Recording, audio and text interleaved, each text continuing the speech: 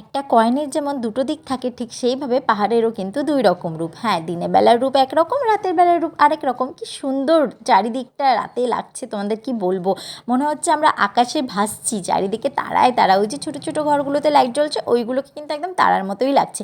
আর দেখো আমাদের হোমস্টেটাও কি সুন্দর করে সাজিয়েছে।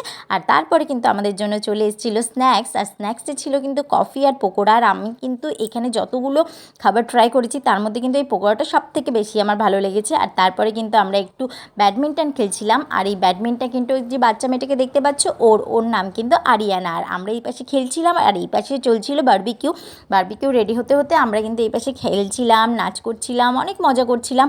আর তারপরে আমি বসে পড়েছি দোলনাতে, তার কারণ এখানে বসে সামনের দিকে তাকালে জাস্ট কিন্তু মনে হচ্ছে একদম মানে স্বর্গে চলে এসেছি। কারণ চারিদিকে মনে হচ্ছে সামনের দিকে তাকালে যে তারা, আর তারা আমি মাঝখানে বসে আছি। মানে তারা, মানে যেদিকে তাকাচ্ছি মনে হচ্ছে তারা, আর আমি আকাশের ওপরে বসে আছি।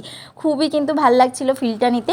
আর এইদিকে দেখো দুজন সুন্দর মতো বসে পড়েছে ওদের গল্প করার জন্য, সুন্দর একটা টাইম স্পেন্ড করার জন্য। আর এইভাবেই কিন্তু আমাদের পুরো রাত কেটে যাওয়ার পরে চলে এলো পরের দিনের সকাল। আর সকালের কিন্তু আমরা ব্রেকফাস্ট করতে বসে পড়েছি, কারণ ব্রেকফাস্ট করে কিন্তু আমরা বেরিয়ে পড়বো, কারণ বাড়ি যাব। আর আমাদের ব্রেকফাস্টে তো তোমরা দেখতেই পেলে কী কী দিয়েছে। আর আমরা কিন্তু এখানে খাওয়া দাওয়া করে তারপরে বেরিয়ে পড়ি এখান থেকে। ফোনের মতো ভিডিও এই